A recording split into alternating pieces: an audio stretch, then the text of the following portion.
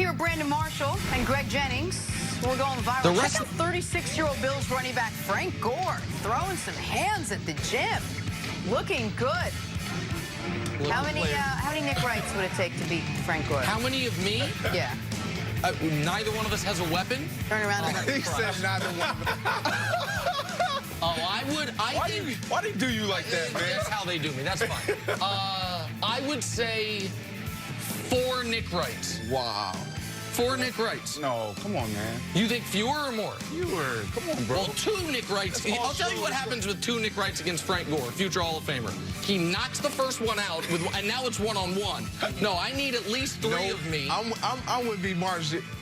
If your wife and kids are anywhere near, what, it's a Frank Gore home invasion. Yeah. Frank Gore's coming coming for my family. Well, then maybe I'll be able to channel some, you know what I mean, some primal strength. But in a boxing ring, I need at least 3 of me. Here's a fun fact. Frank Gore has been boxing for 15 years. All right, now it's 6 of me. he's a trained boxer? 15 years. He loves it. He does it every offseason, obviously. He's older than me, and he's still a huge favorite. Minus 4,000 favorite. I see you sneaking up in there. Yeah, no. Come on, we're talking about Wilder and Ortiz. Come on. I'm the champ. I see you. Yeah, you'd be a nice little heavyweight. All right, let's get back to the Cowboys. On Sunday, Dallas will face their toughest test yet in the 9-1 Patriots. For Dak Prescott, a chance to put his recent numbers up against arguably the best defense in the league. For Jerry Jones, it's a measuring stick for his team moving forward. That's a heck of a test. This isn't just my town against your town. It's obviously a big one for us in how we make our way to the playoffs. So everything that you play football for is riding there against New England, and the challenge is with us. I think it's an opportunity for this team to take a step up in the opinion of it, and not only from within but from without.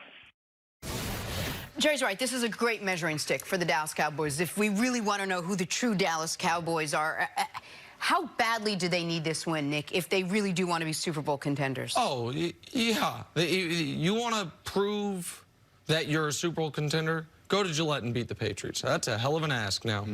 And I'm more down on the Patriots than most, but I still recognize the greatness of their defense, the greatness of their coaching staff, and the greatness of their home field advantage, which is right now, we even talking about Arrowhead or in Seattle or even Green Bay, the best home field advantage in sports right now is what the Patriots have at Gillette.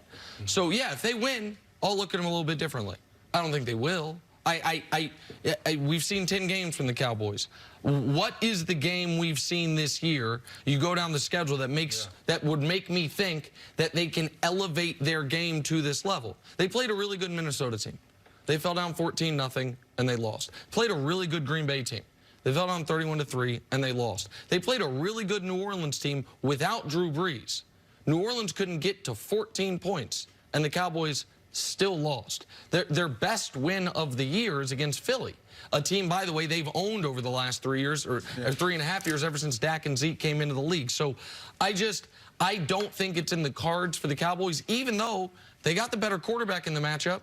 They got the better running back in the matchup. They should have the better offense. In fact, they do have the better offense in the matchup. I just think coaching is going to matter too much. And I also think the conditions, I think a cold, snowy, wet type of game, which it might be Sunday in Gillette, also plays in the Patriots' favor. But, Greg, if they win, I'll look at them differently. I just don't think they will. Yeah, Jerry is exactly right, 100%. When you have a team that is as talented on paper and on the field as the Dallas Cowboys, those types of wins that you talked about them not getting against the Green Bay Packers, against the New Orleans Saints, against the Minnesota Vikings, the upper echelon, the elites of the elites, you have to start winning those games for your own psyche, to encourage one another to say, because here's the thing, in the locker room, you automatically have this confidence and this arrogance about you to believe, and pride that says, oh, we can beat them. Yeah, you But have to.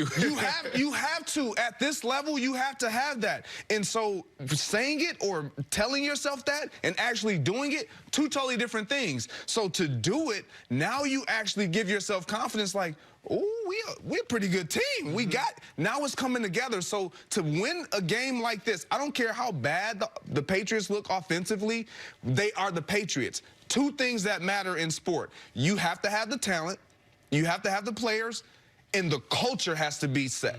The culture in New England is a winning culture. The culture in Dallas used to be. They're trying to get back to there. You beat a team like this, it can change the landscape of your organization. Yeah, I mean, you hit it. You need players and you need culture, 100%.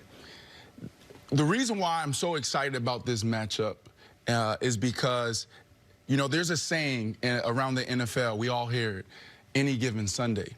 But it's not because, like, hey, we just strapped up the pants, we put on our cleats, and we just made it happen. It comes down to the matchup. When you look at this matchup, I really, really like the Dallas Cowboys in this game because of two things. Run offense, run defense. Patriots run defense, okay?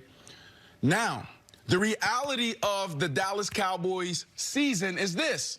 They have the Patriots, who I believe they will beat them. But then you have Buffalo. You have Chicago, in Chicago. You go to the Rams. You have the Rams. You have the Eagles in Philly. Yep. And then you have Washington the Washington Redskins. But all those that teams is after tough. The Patriots have great run defenses. Bills, Bears, Rams. Yep. They have the ability. So the reality even is, though, to your point, so the this is your Philadelphia Eagles matchup. will take it. This is your matchup point. Is that even if the Cowboys are about to play teams a lot worse than the Patriots, you think because they still, even as great as Dak has played, you think they still have to go through Zeke, and that if you can't run the football for Dallas, you're going to struggle against better teams? They have the perfect formula to win. As a wide receiver, you know what I'm looking for? I'm looking for a run game. I want a Zeke. You know why I want a Zeke? Because now you can't double me. You can't double this guy. Now you throw two receivers in that equation and possibly a tight end. It's unstoppable. So you have Zeke, who probably is, what, 1, 2, top back in the league right now, right? So you have that argument. And then you have an offensive line when healthy and right, everyone's together. They're the best. Wow. And then you have a quarterback who is phenomenal in situational football. Now you create these opportunities for everyone around. So to me, it's not about just Zeke. It's about their formula and how this formula of handing the ball off and having the guys that can get it done in average 4.6 yards a carry, what that does for everyone else on the field and your defense. My concern with the formula, Jenna, is this. You can have a perfectly, the greatest chemist in the world, perfectly done formula, and if the guy who's carrying it over to the lab drops it and it breaks, it's ruined, and that's Jason Garrett. And meanwhile, Belichick, he's got all the assistants around him. It's hermetically sealed. His formula, even if it's not great, it's going to get to the lab the exact way they need it to. The Browns aren't as good as Dallas, but the Browns had some of these things that Dallas has, and they all of a sudden play the Patriots, and it's just turn over here, Freddie Kitchens staring into the sun. And Jason Garrett's not Freddie Kitchens, I get that, but the coaching discrepancy in this matchup is so enormous. I think Doug Peterson, even though this is why their opportunity is so awesome, right? Because what happens in November and December, going into January, everyone gets really tight. The play calling gets really tight. You go from having this big sheet, 200 plays, to like 20, right? And those 20, we're trying to hand the ball off, right? So that's why, like, it's hard. Like, this is why this whole Dallas Cowboy, Jason Garrett thing is a mess, because it's hard to mess that up. Hand the ball off. And then when you have one-on-one with Cooper on the outside, just throw it to him. It's that simple. They've tried to hand the ball off the last 2 weeks, and Ezekiel Elliott has had the 2 worst games of his careers, but you are going up against a run defense ranked 10th in the league, so maybe this is the way. I just wonder if their game plan is going to change a little bit, at least this week, although Zeke hasn't been, quote, on his game for the last couple. But we have to take a break. Coming up, who's been the best quarterback in the NFL this season?